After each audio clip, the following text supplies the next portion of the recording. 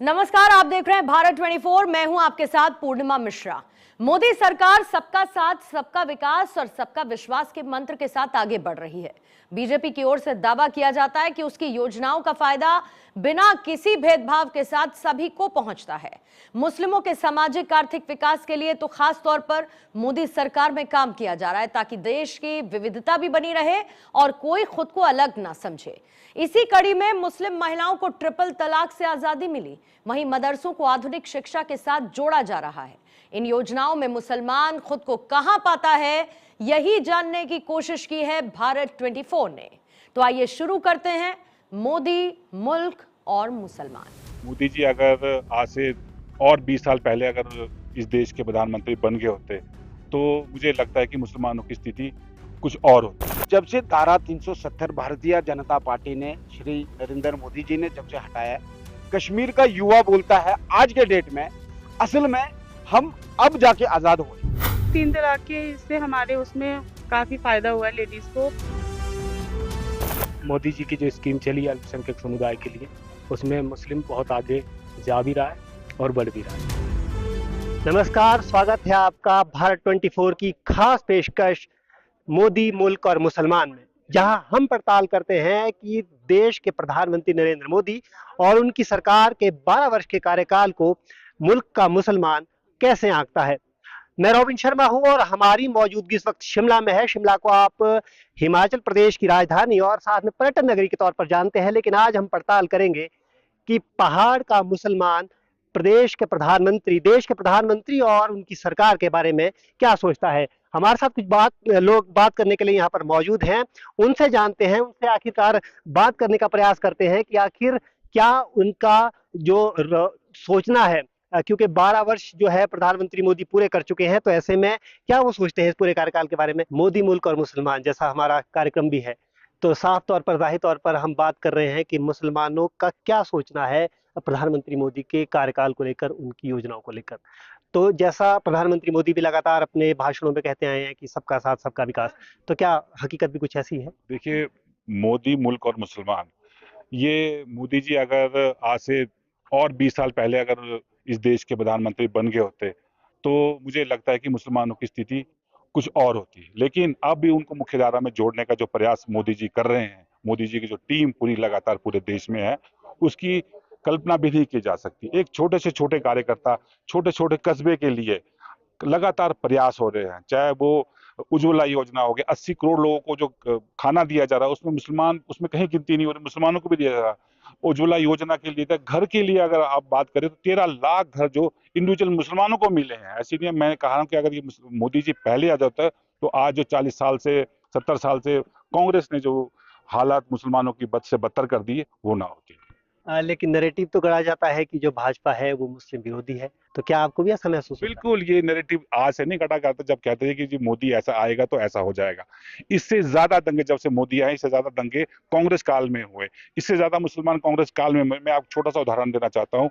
कश्मीर में लगातार युवा मर रहा था, पत्थर, पहले जो पत्थर मार रहे थे, जो बच्चे पत्थर मार रहे थे फौजियों के ऊपर, आज वो आर्मी ज्वाइन करना चाहते हैं। अगर मोदी चाहते तो वो उन्हीं हालात पर उनको छोड़ देते।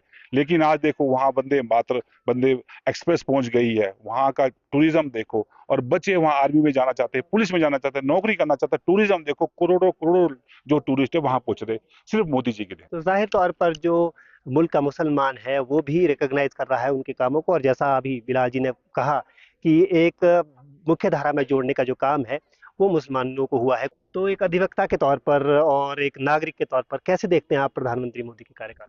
प्रधानमंत्री मोदी जी के कार्यकाल में मुसलमानों के लिए जितनी स्कीमें आई हैं वो किसी भी कार्यकाल में आज तक नहीं आई है। अभी आप ये देख लीजिए, 3 तलाक देख लीजिए, 3 तलाक में कितना हमारी महिलाओं को सुकून मिला है जब से ये बंद हुआ है। उसके बाद वक्फ अमेंडमेंट की है इन्होंने, वक्फ बोर्ड की अमेंडमेंट की है। उसमें जो है वक्फ प्रॉपर्टीज़ को बचाने के लिए, सख्त करने के लिए और नए कानून बनाए गए हैं, और उनसे ताकि वक्फ की प्रॉपर्टी मिस यूटिलाइज ना हो सके। उसके बाद आपके माइनॉरिटी की कई स्कीमें हैं जो लॉन्च की गई हैं, जिससे डायरेक्ट मुसलमान बच्चों को स्कॉलरशिप मिल रही है और बहुत फ़ायदा मिल रहा है। तो ये सब मोदी जी के ही कार्यकाल में संभव हो सका है। मैं आपसे ये जरूर समझना चाहूंगा, क्योंकि आप खुद विधि से जुड़े हुए हैं, न्याय से जुड़े हुए काम आप करते हैं, लोगों को न्याय दिलाने का काम करते हैं। ऐसे में जिस तरह से वक्फ बोर्ड को लेकर जब इसमें जब बदलाव किया गया, तो इसको लेकर कई भ्रांतियां भी फैलाई गई कि इस तरह से लोगों को उकसाने का भी प्रयास हुआ। लेकिन आप दर्शकों को बताना चाहेंगे कि किस तरह से ये जो अमेंडमेंट्स हुई है, ये जो बदलाव किए गए, ये मुसलमानों के हित में ही? पहले ऐसा होता था कि कोई भी जो प्रॉपर्टीज थी हमारी, उन प्रॉपर्टीज को आप डिजिटल पोर्टल कोई नहीं था, उनको इनके पास अपना रिकॉर्ड था वो भी पूरा नहीं था। अब इन्होंने जो है डिजिटल पोर्टल बना दिया है और पोर्टल पे आपको जो सेंट्रल पोर्टल है उस पे ये सारी प्रॉपर्टीज अपलोड हुई हैं, जिससे आप घर बैठे आपको पता लग सकता है कि ये वक्फ प्रॉपर्टी है और ये इसको लीज हुई है। उसके बाद इसमें दो चार और प्रोविजंस थे कि मेजोरिटी जो मेंबर्स थी वो मुस्लिम्स की होती थी। अब इसमें जो है दूसरी शियाज और जैसे हमारे सुन्नी और शिया सेक्ट होते हैं, तो शिया सेक्ट वाले लोगों को भी इसमें इंक्लूड किया गया है, महिलाओं को भी इसमें इंक्लूड किया गया है और दो नॉन मुस्लिम मेंबर्स को भी इंक्लूड किया गया है, ताकि एक सब लोगों की, जैसे अगर एक मुस्लिम सारे इकट्ठे हो जाते थे तो वो किसी भी को फेवर कर सकते थे, लेकिन बाकियों को डाल के ऐसा होगा कि वो एक ट्रांसपेरेंसी बनी रहेगी उसमें, ताकि यहाँ वहाँ ना हो सके प्रॉपर्टियों की खरीद फरोख्त या किसी अपने चहेतों को ना वो दे सकें। तो ऐसे छोटे छोटे बहुत प्रोविजंस किए गए हैं वक्फ अमेंडमेंट में। ये जो जिस तरह के कानून है, ये ऐसे कानून थे जिन पर कोई हाथ डालने का प्रयास नहीं करता था। लगता था कि वोट बैंक की क्योंकि बात होती थी लगातार, पॉलिटिकल सिस्टम हमारा ऐसा है। लेकिन जिस तरह से इन सब चीज़ों पर काम हुआ, या 3 तलाक की बात हुई, या तो क्या लगेगा आपको ब्रेव स्टेप है? और मुसलमानों ने इसको क्या स्वीकार किया है, क्या उनको लेकर उनके मन में क्या है इस पूरे बात को लेकर? देखिए सर, मुसलमानों को तो ऐसा स्वीकार करना ही चाहिए इस बात को, क्योंकि आज तक एक तो जितने मुस्लिम्स हमारे जो मुस्लिम्स हैं वो कम पढ़े लिखे हैं, उनको पता नहीं है, ज़्यादा पढ़े लिखे लोग मुस्लिम्स में बहुत कम हैं, और जो बेचारे अनपढ़ हैं उनको जैसे समझाया जाए, जैसे सिखाया जाए, जैसे बतलाया जाए, वो उस पर विश्वास कर लेते हैं। तो अब जो ये नए कानून आए हैं, इनको हमने भी लोगों के बीच में जाके उनको बताया है कि इससे ये प्रोविज़न से ये फ़ायदा मिल रहा है, इस प्रोविज़न से ये फ़ायदा मिलेगा। अब उससे जो है ये काफ़ी ज़्यादा फ़र्क पड़ेगा। देखिए, सबसे बड़ी बात अभी जैसे साहब ने कहा कि लोग पहले ये धारणा था कि मुसलमानों में जो शिक्षा का स्तर है वो कम है, लेकिन मजहबी तालीम के साथ साथ जो आधुनिक तालीम है वो भी लोगों को मिल रही है। तो क्या लग रहा है आपको कि इसमें पिछले दिनों में कुछ आपने बढ़ोतरी देखी है जब से केंद्र में मोदी सरकार ने? देखिए, एक हमारी भारतीय जनता पार्टी का जो एक नारा है, सबका साथ सबका विकास सबके साथ, ठीक है जी। भारतीय जनता पार्टी, आप देखिए, अभी अगर मैं कश्मीर पे बात करूं, जम्मू एंड कश्मीर में आज से 70 साल पहले जो स्थिति है, उस स्थिति को मद्देनजर रखते हुए जो मैं आज देख रहा हूं, basically I am from Kashmir, मैं कश्मीर से बिलोंग करता हूं, बाकी मैं शिमला में पला पड़ा हूं, रहा शिमला में हूं।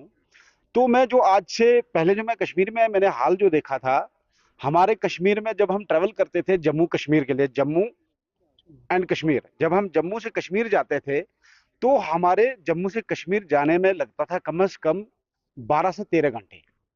आज के डेट में अगर हम जम्मू से कश्मीर जाते हैं तो हम जो है 5 से 6 घंटे में कश्मीर पहुंच जाते हैं। तो ये कैसे हुआ? ये भारतीय जनता पार्टी श्री नरेंद्र भाई मोदी जी ने ये काम किया है। कश्मीर में इतने अच्छे रूट्स बनाए, इतने अच्छे टनल्स बन गए, जो कि मैं तो समझता हूँ किसी भी मतलब ऐसा हमें कोई दिक्कत नहीं आती है जाने में। हाँ जी, बाकी रही बात, जैसे आप कह रहे हैं कि भाई बच्चों की पढ़ाई पे क्या, अब कश्मीर में जब हम आज से 70 साल पहले देखते थे तो कश्मीरी जो बच्चे थे वो क्या करते थे, जो हमारी मिलिट्री थी, भारतीय सेना, उनके ऊपर पत्थर मारते थे, पत्थर फेंकते थे। उनको जो उनको मिसगाइडेंस किया जाता था वो वही करते थे जो उनको बोला जाता था। आज के डेट में आप देखो कश्मीर में, मैं एक बात ये भी बताना चाहूं, मैं कश्मीर में कोई बीजेपी का नाम सुनना नहीं चाहता था, वो चाहे छोटा बच्चा हो चाहे बुजुर्ग हो, जो बोलते बीजेपी ठीक नहीं है। लेकिन जब बीजेपी ने अपना कार्य दिखाया, बीजेपी ने काम करके दिखाया कि हम क्या करना चाहते हैं, हम किस तरीके से कर रहे हैं, तो आजकल कश्मीर का बच्चा बोलता है हमें भारतीय जनता पार्टी ने जो किया वो आज तक किसी भी पार्टी ने नहीं किया। देखिए, जब नरेंद्र मोदी सरकार की बात करते हैं तो सबसे पहले जो जिक्र आता है वो धारा 370 हटाने का भी आता है। अनुच्छेद को जिस तरह से हटाया गया या 15A थी साथ में।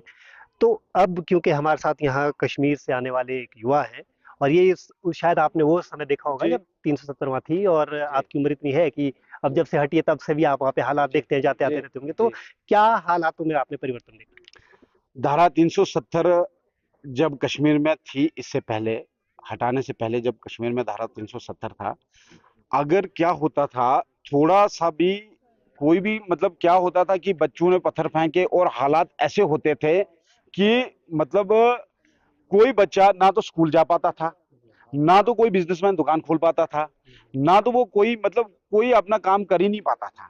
लेकिन जब से धारा 370 भारतीय जनता पार्टी ने श्री नरेंद्र मोदी जी ने जब से हटाया है, कश्मीर का युवा बोलता है आज के डेट में असल में हम अब जाके आजाद हुए। ठीक है जी। तो कश्मीर का युवा जो है वो मोदी जी के लिए बहुत खुश है। वो बोलते हैं कि हमारे लिए जो किया आज तक जो की हुआ मोदी जी ने किया और हम खुश है।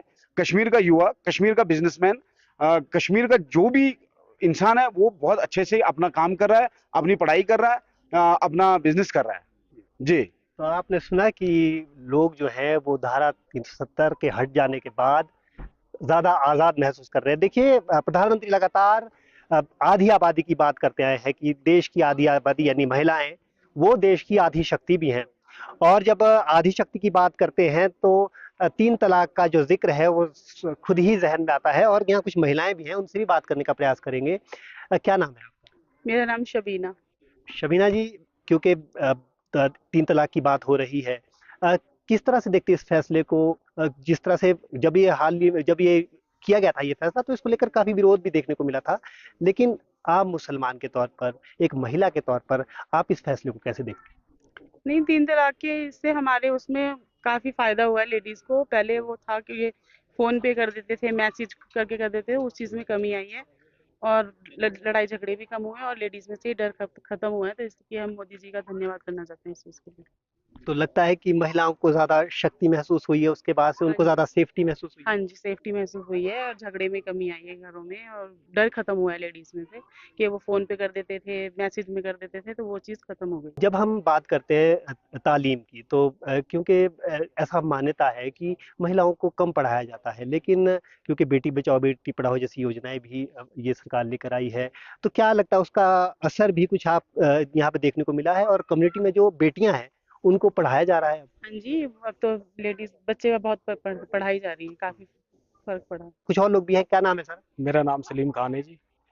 सलीम जी, एक युवा के तौर पर कैसे देखते हैं ये 12 साल के कार्यकाल को? सर, बहुत अच्छा कार्यकाल है मोदी जी का। युवाओं के लिए बहुत कुछ दिया मोदी जी ने, विशेषकर अल्पसंख्यक समुदाय के लोगों के लिए भी बहुत कुछ दिया मोदी जी ने। तो कुछ बड़ी योजनाएं आप गिनाना चाहेंगे? जैसे आपका मैनिटीज के लिए लोन की सुविधा, युवा कोई भी लोन लेके मैनिटी से अपना व्यापार कर सकता है, ठीक नहीं है। और आपको मैनिटी से एजुकेशन की सुविधाएं, बहुत सी अनेकों ऐसी सुविधाएं हैं जो मोदी जी ने दी है। जी है। देखिए, युवा के तौर पर आप बात कर रहे हैं कि रोजगार शुरू करने के लिए आज प्रोत्साहन दिया जा रहा है, पढ़ाई के क्षेत्र में माइनॉरिटीज को स्कॉलरशिप्स भी दी जाती हैं। तो क्या लगता है इन 12 सालों में कोई जो समुदाय है उसका एक्चुअल में वास्तव में उत्थान हो पाया है? क्योंकि लगातार उत्थान की बात करते होती आई है, लेकिन क्या वास्तव में जमीनी हकीकत में ये उत्थान हो पाया है मुस्लिम समुदाय का? बहुत ज़्यादा उद्यान हुआ है जी। आज मुस्लिम समुदाय जो है एजुकेशन की तरफ ज़्यादा बढ़ रहा है, लोग अपने बच्चों को एजुकेशन की तरफ लेके जा रहे हैं। कांग्रेस राज में जो होता था जी गुंडागर्दी, ठीक नहीं है। कांग्रेस ने जो है मुस्लिम्स को हमेशा पंचर बनाने वाला बना के रखा। अब जो है मोदी जी की जो स्कीम चली है अल्पसंख्यक समुदाय के लिए, उसमें मुस्लिम बहुत आगे जा भी रहा है और बढ़ भी रहा है बहुत अच्छे तरीके से। तो डॉक्टर कलाम जैसे जो आदर्श हैं अब उनको ज्यादा फॉलो किया जा रहा जी, डॉक्टर कलाम के आदर्शों को फॉलो किया जा रहा है और मुस्लिम्स भी जो है डॉक्टर कलाम के आदर्शों को फॉलो कर रहा है। है। तो आप देख रहे हैं कि किस तरह से जो युवा लोग हैं वो भी अपने जो भाव है, अपनी जो इस सरकार के प्रति जो उनका सोचना है, आपने उनकी ज़बानी ये सुना है। कुछ और लोगों से भी बात करने का प्रयास करेंगे कि आखिर क्या सोचते हैं। सर, क्या नाम है? मोहम्मद फुरकान। क्या करते हैं आप? मैं यहाँ पे ठेकेदारी करता हूँ छोटी मोटी। तो आप अपना काम करते हैं। अब किसी तरह से भी आपको जो है क्या केंद्र सरकार की जो योजनाएं हैं उससे कुछ लाभ मिला है, या क्या देखते हैं आप उनके कार्यकाल को किस तरह से देखते बहुत अच्छा कार्यकाल है जी मोदी जी का, और इसमें देश स्ट्रांग ही हुआ है, हर किसी का विकास हुआ है। मोदी जी की योजनाएं घर घर पहुंच रही हैं। आयुष्मान हैं? एक धारणा ये भी, जैसे आयुष्मान भारत जैसी योजनाएं हैं, तो क्या उसका लाभ भी आपको मिला है? बिल्कुल मिला सर, मेरा एक्सीडेंट हुआ था, आयुष्मान का अच्छा। मुझे लाभ मिला है जी। क्योंकि एक धारणा ये भी है कि जो भाजपा है वो मुस्लिम विरोधी है, या दूसरे जो मजहब है उनको दबाने का प्रयास करे। क्या इस तरह का महसूस किया आपने? नहीं, कभी नहीं, कभी नहीं। नहीं, कभी नहीं। तो आप भी उसी सम्मान के साथ इस देश में रह रहे हैं जिस तरह से हिंदू रह रहे बिल्कुल सर, ये तो सबका साथ सबका विकास वाली बात सर। जैसे और रह रहे, हिंदू रह रहे, ऐसे मुसलमान रह रहे, सम्मान के साथ रहते हैं। हैं? तो देखिए, लोग कह रहे हैं कि वो सम्मान के साथ रह पा रहे हैं, उनका जो है उत्थान हुआ है और लोगों से वो जो है जुड़ भी पाए हैं। और अब क्योंकि तो देखिए, हम लोगों ने जाना सभी से कि हिमाचल प्रदेश का जो युवा है, हिमाचल प्रदेश का जो विभिन्न वर्गों के जो लोग हैं, खासतौर पर मुस्लिम समुदाय के लोग हैं, उनका क्या सोचना है। लेकिन हिमाचल के परिप्रेक्ष्य से देखा जाए अगर, कि हिमाचल के मुसलमानों के लिए कोई ऐसी स्कीम, क्योंकि नरेंद्र मोदी लगातार हिमाचल को अपना दूसरा घर बताते आए हैं, तो क्या यहाँ के जो मुस्लिम समुदाय है उनमें भी कुछ उनको भी कुछ इसका लाभ देखने को मिला? देखिए, पहले तो हिमाचल का मुसलमान, ये जो अलग कॉन्सेप्ट जो नैरेटिव सेट किया, ये कांग्रेस की देन है। हम कोई अलग नहीं है, हम इसी में ही है। जो सुविधा हिंदुओं को मिल रही है, सिखों को मिल रही है, वो मुसलमानों को भी मिल रही है। आवास मुसलमानों को भी मिल रहा है, जल से नल हमको भी मिल रहा है, लोन हमें भी मिल रहा है, हर स्कीम हमें मिल रही है, हमें कोई ऐसा नहीं है। लेकिन ये नैरेटिव की सेट किया अभी, कांग्रेस तुमको ये देगी, झूठी योजनाओं के तहत देगी। मोदी ने कहा नहीं, मैं सबका साथ सबका विकास करूंगा। मैं 140 करोड़ लोगों की उनको साथ लेके चलने की जो बात मोदी जी कर रहे हैं, वही हम इनको समझा रहे हैं। एजुकेशन पे काम हो रहा है लगातार, ऋण की बात हो रही है, तो हमारे माइनॉरिटी फाइनेंस नीचे माइनॉरिटी फाइनेंस डिपार्टमेंट है, वहां से ऋण लगातार पैसा वहां से लोगों को मिल रहा है। जैसे भाई ने कहा कि छोटी छोटी योजनाओं के लिए, किसी ने छोटा दुकानदारी का काम करना है, किसी ने ठेकेदारी का काम करना है, उसके लिए ऋण वितरित होता है। तो हमें बीजेपी ने इनको दो नजर से नहीं देखा। कांग्रेस लगातार दो नजरों से देखना चाहती है और दिखाना चाहती है मुसलमानों को। लेकिन जो भारतीय जनता पार्टी लगातार मोदी जी के नेतृत्व में काम कर रही है, उसकी योजनाओं के सबका साथ सबका विकास को लेकर ही हम 2047 में मोदी जी के साथ विश्व की सबसे बड़ी पार्टी बनने जा रहे हैं। तो देखिए, विकसित भारत का जो संकल्प है नरेंद्र मोदी का, उसमें जो है मुसलमान भी आगे बढ़ता हुआ नजर आ रहा है। और यहाँ आपने सुना कि मुसलमानों समुदाय का कहना है कि उन्हें अलग नजरिए से देखने की जरूरत नहीं है। देश के भाग्य में, यानी कि देश के विकास में वो भी बराबर के हकदार हैं और उन्हें बराबर नजरिए से ही देखा जाना चाहिए।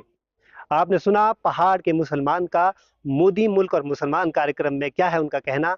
मैं हूं रॉबिन शर्मा, भारत 24 शिमला।